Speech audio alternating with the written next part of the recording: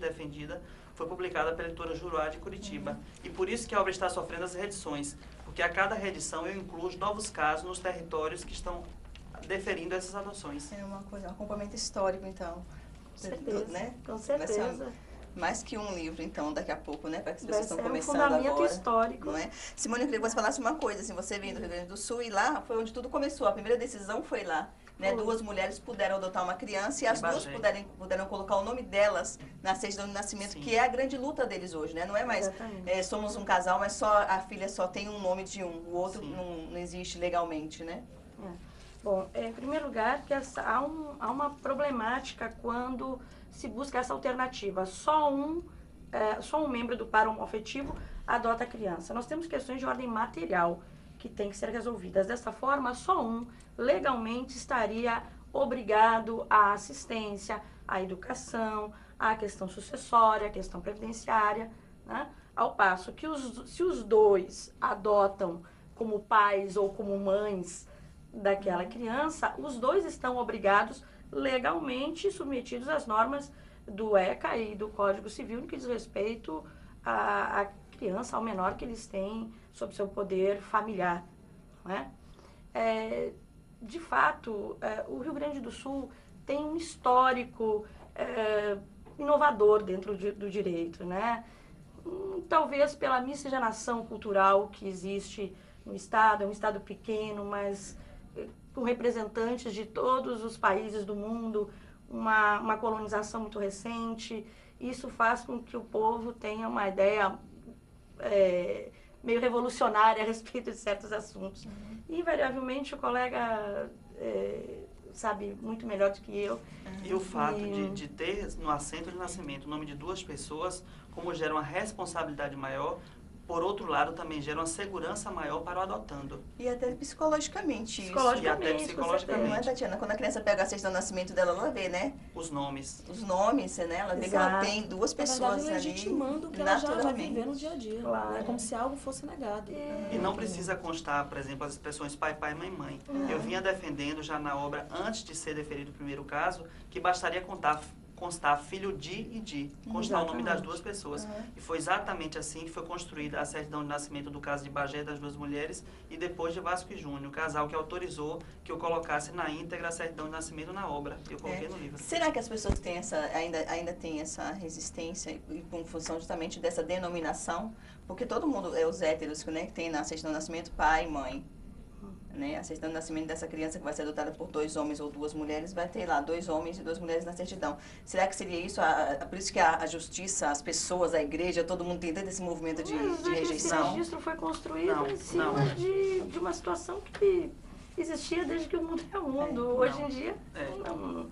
Na verdade, o que gera a polêmica em torno do tema e a grande novidade é o preconceito em torno da homossexualidade, que ainda existe. Então, que não é novidade, como é um preconceito histórico, as chamadas famílias homoafetivas também enfrentam esse preconceito. Seja a família monoparental, que inclusive já era protegida pela Constituição desde 88, no parágrafo 4º do artigo 226 da Constituição Federal, e inclusive se ela protege a família monoparental e não toca em orientação sexual, a chamada família monoparental, que é composta por uma pessoa apenas e seus filhos, já era protegida, independente de orientação sexual. Então, o professor Paulo Luiz Neto Lobo, que é um grande civilista, um grande também constitucionalista, ele defende que desde 88, como o caput do artigo 226 diz que a família, base da sociedade, tem especial proteção do Estado, o constituinte, naquele momento, o legislador, não disse que tipo de família, apenas trouxe alguns exemplos nos parágrafos. Mas isso não significa que o Estado pode excluir da sua apreciação e tutela e respeito algumas entidades familiares por conta do preconceito. Então, a união homoafetiva esbarrou nesse preconceito, que é um preconceito que, por passar por todos os segmentos da sociedade, existe no Poder Judiciário, sem dúvida. Tatiana, quer falar alguma coisa? Não, tá bem colocado. Certo. A gente vai dar uma paradinha para um rápido intervalo, daqui a pouquinho estamos de volta. Não sai daí, até já.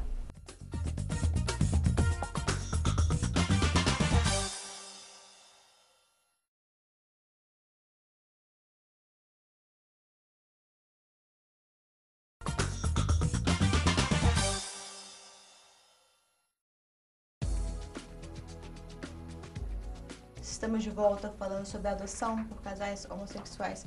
Eu queria começar com o senhor, doutor Enésio, falando uma pergunta. A união homoafetiva seria uma família alternativa? Não. Eu não gosto da expressão alternativa porque ela está muito próxima à margem, ao que está à margem. E, na realidade, é uma família constituída por laços de afeto. Eu agora estou estudando mestrado em família, né? E nos nossos estudos nós percebemos cada vez mais que a família é o agrupamento de pessoas unidas por laços de afetividade. E é justamente o afeto, que é o amor, em outras palavras, que diferencia a família dos demais agrupamentos humanos. Então, o Poder Judiciário teve grande resistência, como a doutora já colocou, grande resistência em considerar a união homoafetiva estável como família, mesmo pela analogia, na falta de lei federal a regulamentar o tema, porque, infelizmente, existe um preconceito muito grande, e é bom que nós estejamos num canal relacionado ao Poder Legislativo, porque existe uma omissão muito grande do Poder Legislativo no âmbito federal com relação a essas questões. Poucos são os parlamentares que defendem, e todo projeto de lei que, direto ou indiretamente, possa beneficiar o caráter familiar da união homoafetiva é vetado, ou é barrado, ou é arquivado, ou é deixado de lado. Tanto que o chamado Estatuto das Famílias, que está tramitando no Congresso Nacional, que é da autoria do deputado Sérgio Barradas Carneiro, e com apoio do IBDFAN, do qual eu faço parte, quando foi ser discutida a questão da união homoafetiva, que ele equiparou a união estável para resolver definitivamente esse problema na legislação de âmbito federal, isso não foi aceito. E o projeto segue sem expressão união homoafetiva. Isso foi excluído já na Comissão de Seguridade Social e Família, por conta ainda do preconceito que existe em considerar o amor entre pessoas do mesmo sexo. E uma juíza baiana, a doutora Maria das Graças Hamilton, em uma decisão fantástica, a qual eu cito no meu livro, pergunta: este sentimento, o amor, seria diferente numa relação hétero e homoafetiva? O que diferencia? Ela disse que o que diferencia somente é o preconceito. E eu acho que vale ressaltar, né, o papel que a família tem ocupado.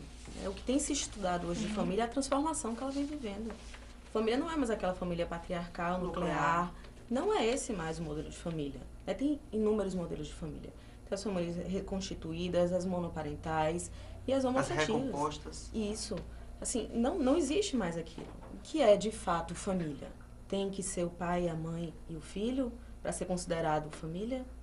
E muitas vezes tem o pai, a mãe e a filha e não é uma família. Pois é. Exatamente. E a gente fala muito nisso, né? De que o bem-estar mental de uma criança e a adaptação dela no meio tem muito mais a ver com as relações dentro da família do que com o modelo familiar. É o modelo familiar, de fato, que determina isso.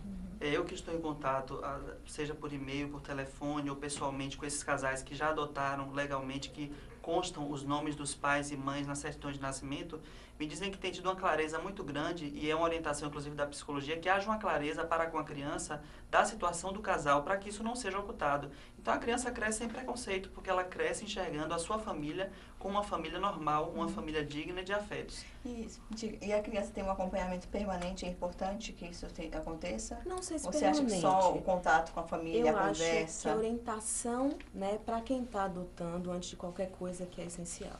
E isso me preocupa, quando a gente fica sabendo de muitas pessoas que adotam, que conseguem adoção, né, e são casais, né, homoafetivos, mas adotam enquanto um único indivíduo, se negando essa realidade. E quando se nega, não se busca, não se prepara para e não se pesquisa. Então a gente fecha os olhos para uma realidade que está aí e a gente não embasa essas pessoas para que dá segurança para que essa adoção seja feita de maneira, né, saudável, da maneira que deve acontecer. Então, o que deve ser feito é orientar primeiro, né? Assim como a adoção, isso deve ser conversado desde sempre.